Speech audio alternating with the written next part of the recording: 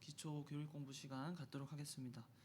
살아계신 하나님 아버지, 오늘도 변함없이 저희를 주님의 뜻대로 인도하시고 주장하셔서 주님의 말씀을 선포하는 곳으로 저희를 인도하시고 또 주의 말씀을 깊이 깨달을 수 있도록 시간을 허락하신 것 감사를 드립니다. 우리가 하나님의 백성으로 살아갈 때 우리가 가지고 있는 믿음이 무엇인지, 또 우리가 받은 구원이 무엇인지 우리가 깊이 깨닫고 그것을 바로 알아서 잘못된 교리들과 맞서서 우리가 우리의 하나님이 세우신 올바른 진리를 세워나가는 그런 교회가 되게 하여 주시옵소서. 아버지께서 오늘도 이 구원론을 시작하는 이 귀한 시간 하나님이 기억하게 하시고 모든 성도들이 또 말씀을 사모하는 마음으로 모이게 하여 주시옵소서. 거룩하신 예수님의 이름으로 기도드리옵나이다. 아멘. 오늘 첫 번째 구원론 첫 번째 시간입니다. 이 제일 중요한 시간인데 제일 많이 빠지죠. 제일 중요한 시간이에요. 네, 이렇게 나중에 영상도 보시고 아주 중요합니다. 이 구원론 그 기초 교리 공부를 시작하면서 우리가 어떤 부분을 가장 중심적으로 살펴야 되는가, 그 중에 가장 중요한 것이 구원론입니다. 우리가 구원받았다는 사실 그 자체는 우리에게 믿음의 기초가 되고 또 그것을 우리가 잘 확고하게 잘 이해하고 있어야 이단의 어떤 잘못된 교리나 또 그들과의 그 기독교를 변증하는 데 있어서 우리에게 중요한 요소가 됩니다. 그래서 오늘 특별히 중생에 대한 이야기를 하게 되는데 이게 참 많은 그 논란을 가져오는 개념이기도 합니다. 그래서 이 개념들을 잘 정리해 놓으시고 늘 보시면서 자주 보시면서 또 제가 추가적으로 그 나눠드린 그 핸드아웃 외에도 거기 추가적으로 제가 해놓은 내용들이 있으니까 그런 내용들도 잘 기록을 하셔서 우리가 바른 신앙적으로 바른 그 개념 정리가 어떤 것인지를 잘 이해하시기 바랍니다.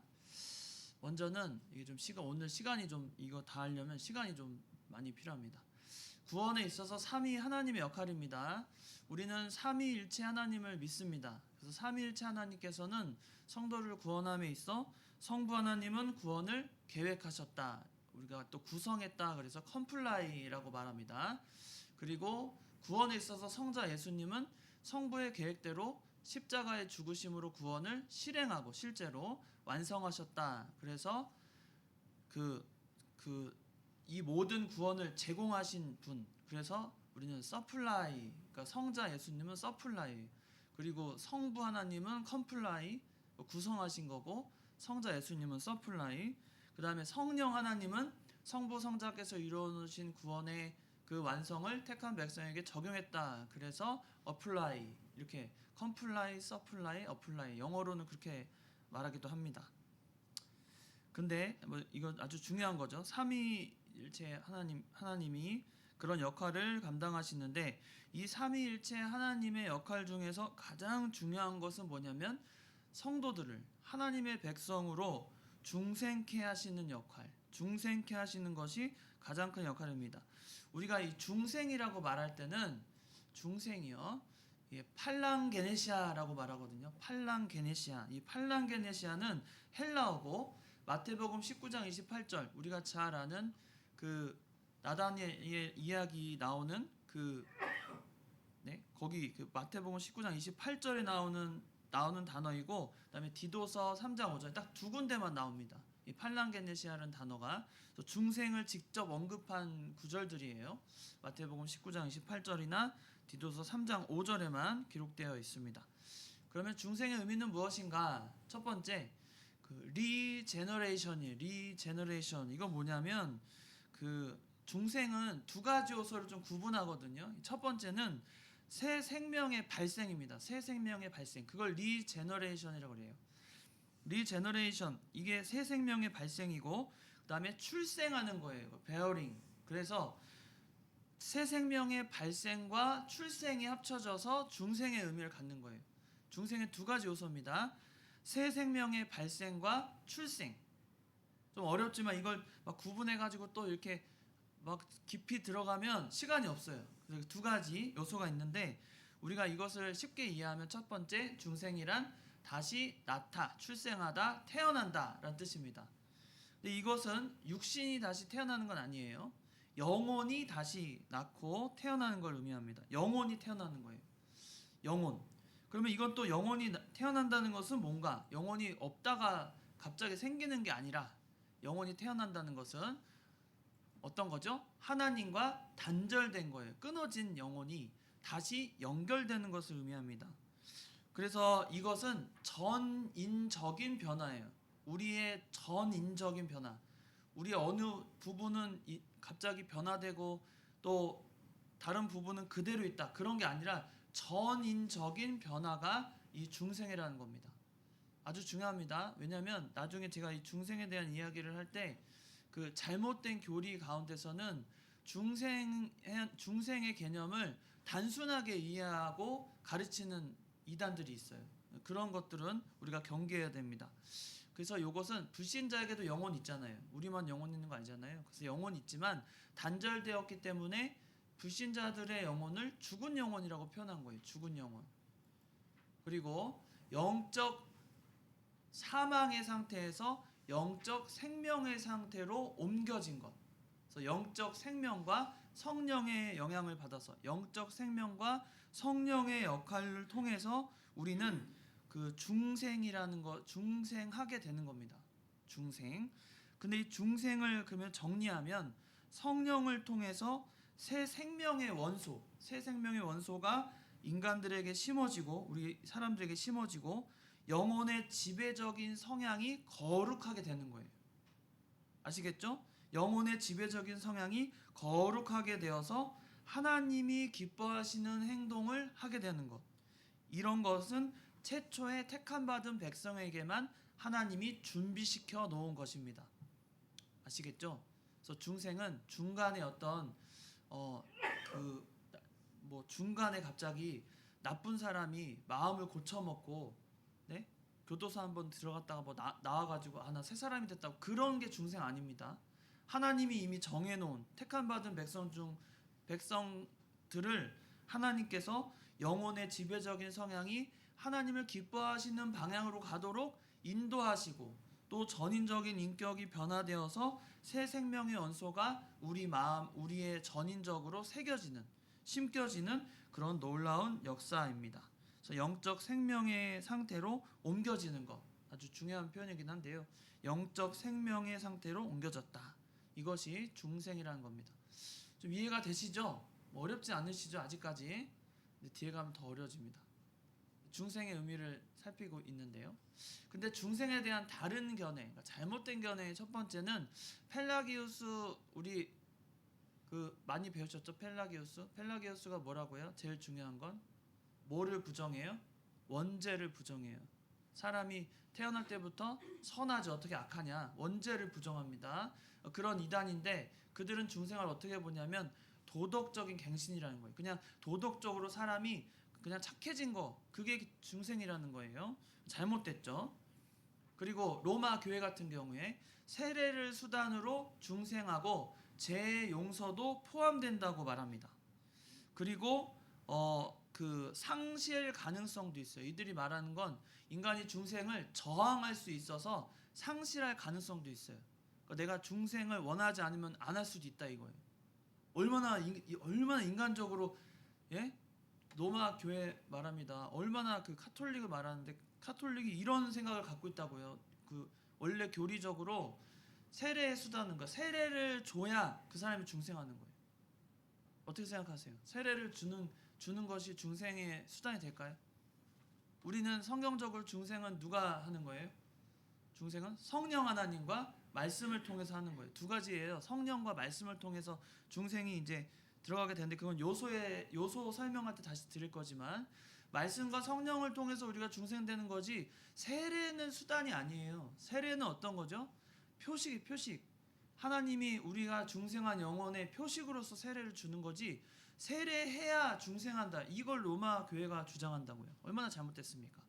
우리는 그리고 자기 인간이 중생을 저항할 수 있고 상실할 가능성도 있다고 보는 거 아주 잘못됐다고 봅니다. 중생 하나님의 역사인데, 성공회 같은 경우엔 관계의 변화예요. 관계. 그러니까 세례 받을 때 1차 중생이 일어나고 그 다음에 관계가 지속되면 이제 이 관계라는 건 어떤 거냐면 신앙생활. 근데 신앙생활 가운데서 인간적인 관계들 많이 맺잖아요. 그런 관계에서 2차 중생으로 변화된다는 거예요. 말씀을 배우면서 내가 정말 신앙적으로 이렇게 생활해야 되겠다 하면서 2차 중생으로 변화된다는 겁니다. 이것도 잘못됐어요. 중생이 여러 번 그렇게 될 수는 없잖아요.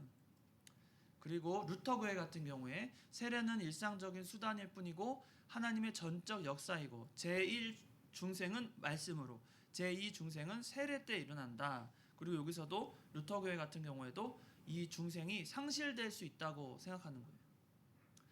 여러분, 우리가 만약에 중생이라는 의미를 처음에 우리 배우셨을 때 단절되었던 관계가 영적 생명이 연결되고 하나님과 이제 연결되는 거라고 그랬잖아요. 새 생명을 얻는, 다시 태어나는 과정인데 그게 만약에 상실되면 우린 또 어떻게 해야 돼요? 그 상실된 걸 다시 찾으려고 해야 될 거 아니에요. 그러니까 그게 인간의 노력으로 된다는 얘기예요. 되거나 아니면 실패하거나. 그러면 어떻게 되겠습니까? 우리의 구원이 이랬다 저랬다 할 수 있다는 거예요. 알미니안주의도 그렇게 발생되는 거잖아요. 결국에는 인간의 노력에 의하여 구원이 좌지우지 되는 거잖아요. 그럴 수 없다는 거예요. 그러면 구원이라는 것이 완성되지 않고 계속 미완성으로 남아있는 거죠. 그 예수님의 십자가 고난과 죽으심은 뭐가 되는 거예요? 헛수고가 되는 거예요. 말이 안 되는 거죠. 이렇게 연결을 하다 보면 앞에 여러분이 그런 걸 배웠기 때문에 이 중생의 다른 견해라고 제가 표현은 그냥 부드럽게 했지만 이 중생에 대한 어떤 의견이에요? 잘못된 견해죠. 잘못된 견해가 이렇게 이단이나 우리가 흔히 말하는 성공회도 사실은, 그러니까 뭐 이단까지는 아니지만 성공회 그 교리와 우리는 교제할 수 없는 거예요. 그렇게 말이 안 되고 그런 걸로 어떻게 중생을 이해하고 있는가? 도저히 이해할 수 없는 겁니다. 자유주의는 더 어떠냐? 인간의 윤리적 변화에 불과하다는 거예요. 중생은 또 상실될 수 있다. 그러니까 윤리적 변화. 그러니까 사람이 한번 사람 그게 바뀌는 거 아니라고.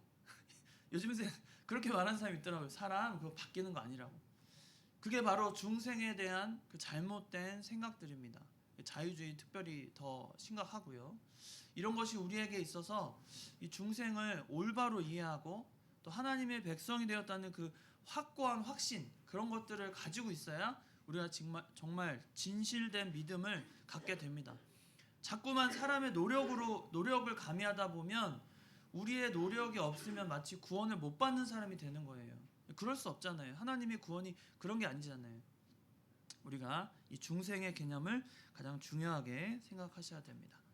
중생의 요소는 서두에 말씀드렸지만 두 요소입니다. 말씀과 성령이에요.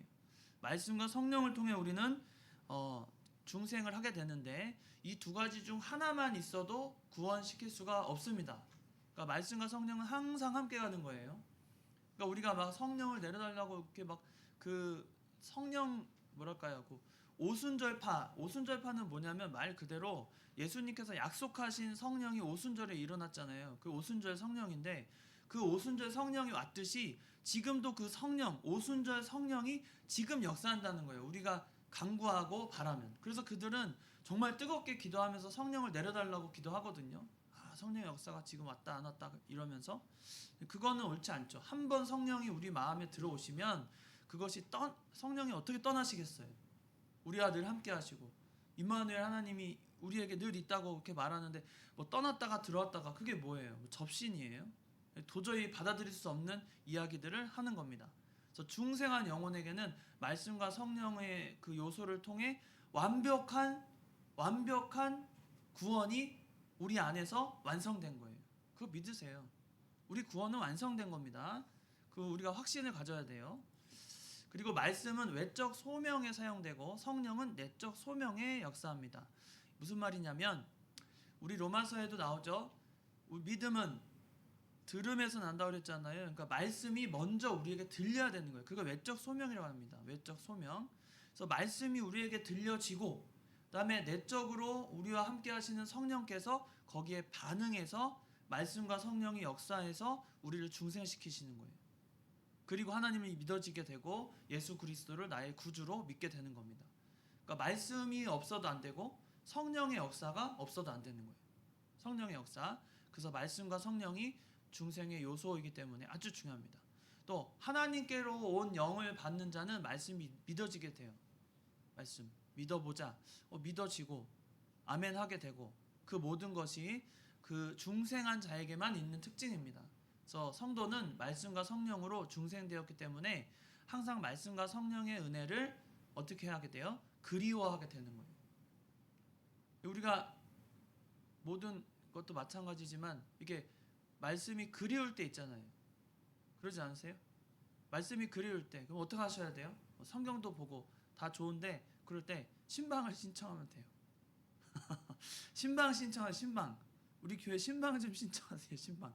물론 시간 좀 잘 이렇게 조절해서 해야 되겠지만 화요일 대부분 화요일은 전도 활동하니까 목요일이나 이렇게 해서 신방 신청하시면 언제든 말씀이 그리워서 그런 마음을 좀 가지시면 좋겠어요.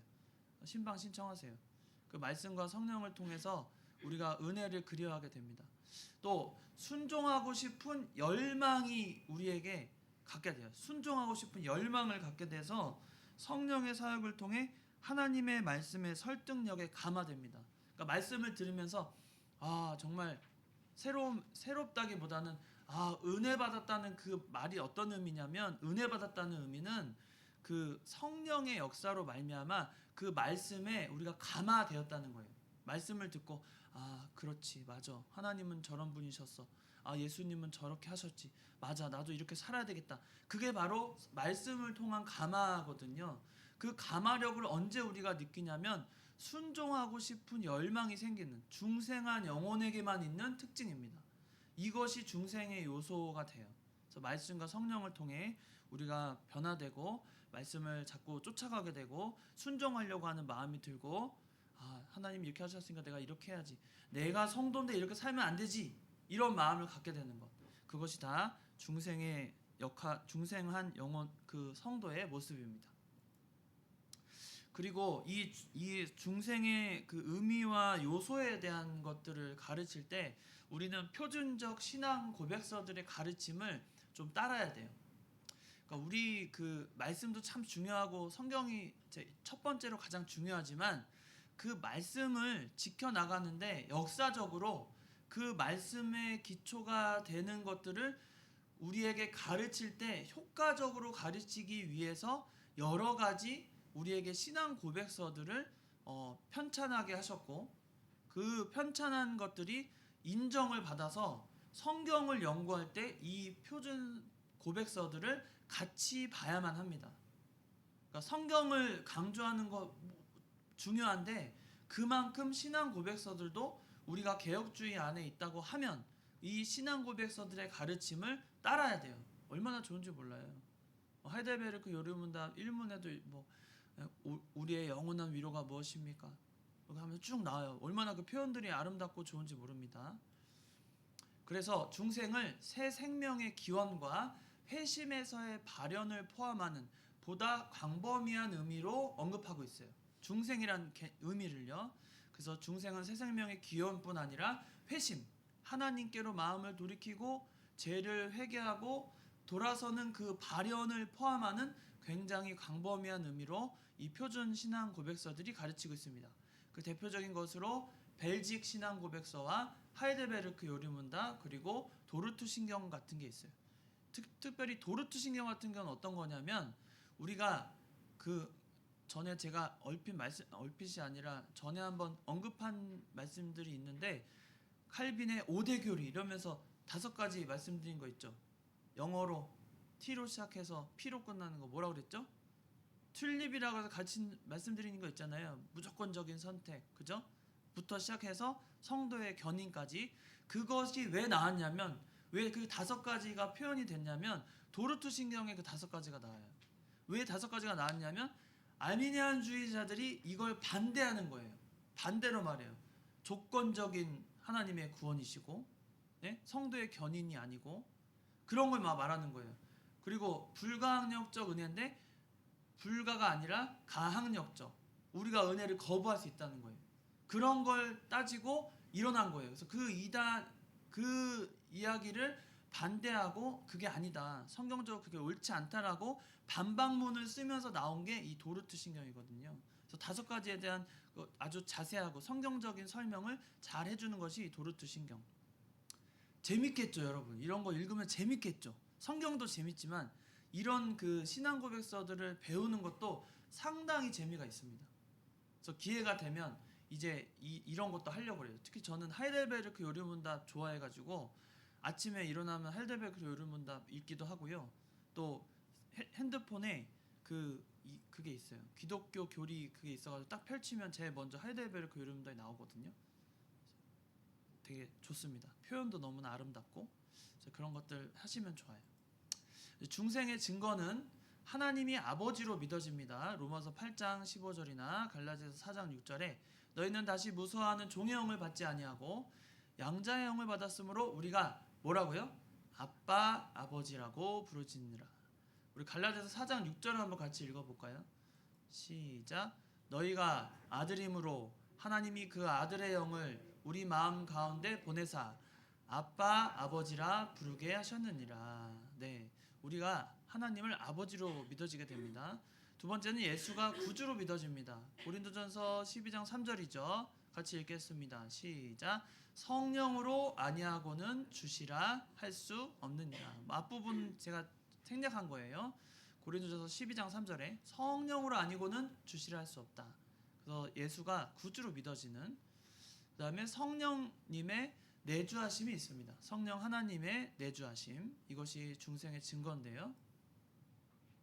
중생의 증거, 중생의 증거. 네 번째는 성령의 내적 역사로 성경이 믿어지는 겁니다.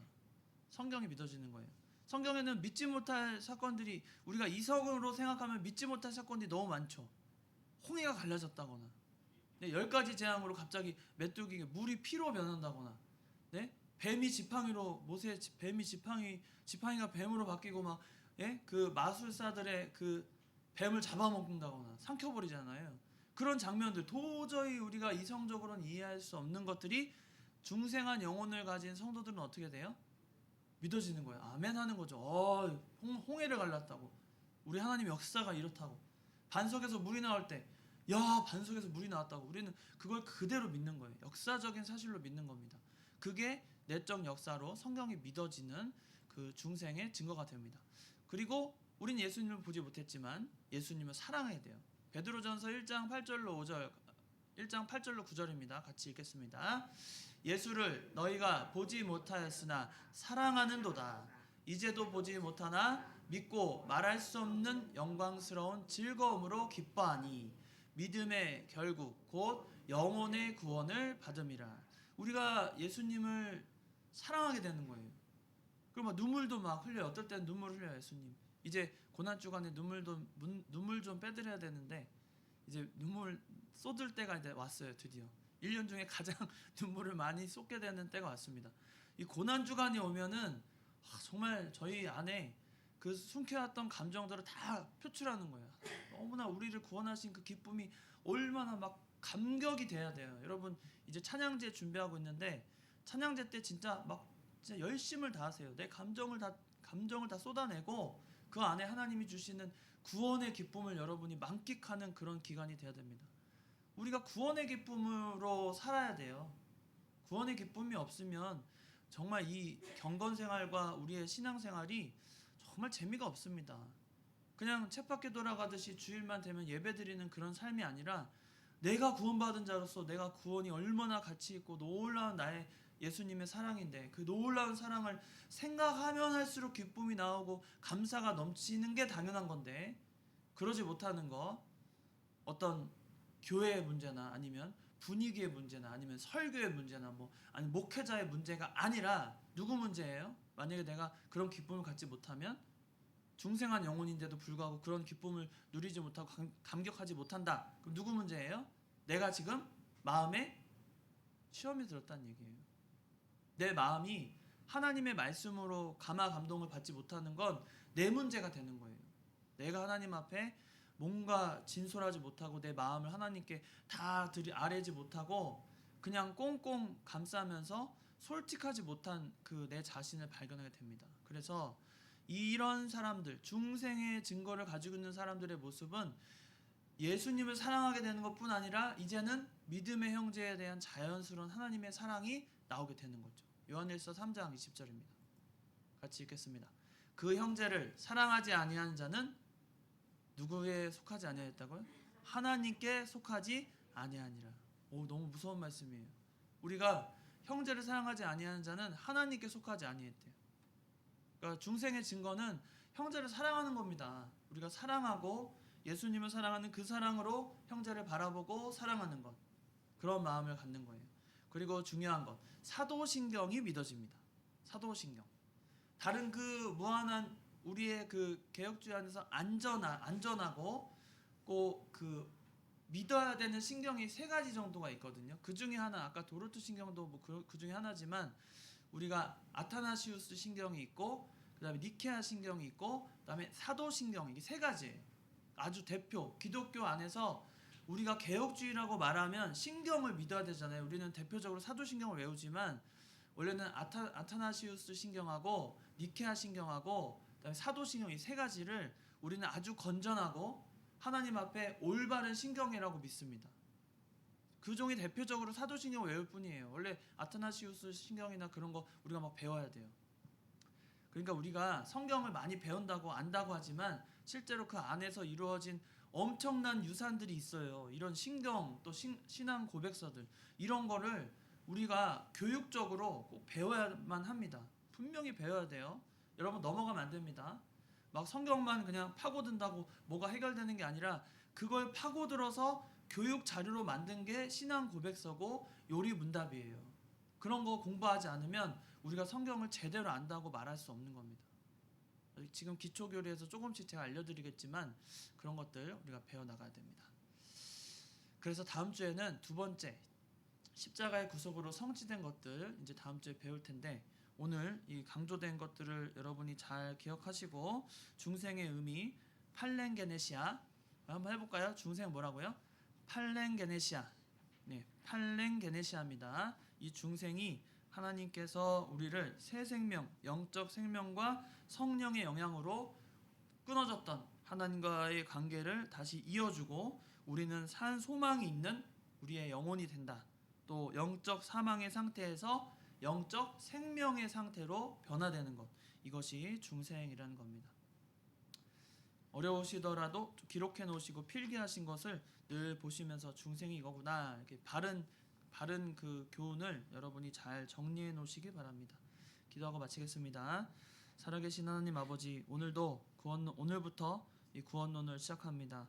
중요한 교리이므로 하나님 이 시간을 사모하는 마음으로 많은 성도들 참여케 하시고, 우리가 오늘 정말 중요한 중생의 의미를 살펴보았는데 단순히 도덕적인 변화 또 관계의 개선, 그런 것이 아니라 이 중생은 전인적인 변화로서 하나님의 백성답게 변화되고 우리가 거룩해지며 하나님이 기뻐하시는 방향대로 순종하는 그 열심이 생기고 주님을 향해 바른 길로 걸어가려는 그런 전인적인 변화, 또 영적 생명의 변화이오니 이 중생의 의미를 잘 깨닫는 저희들 되게 하여 주시옵소서.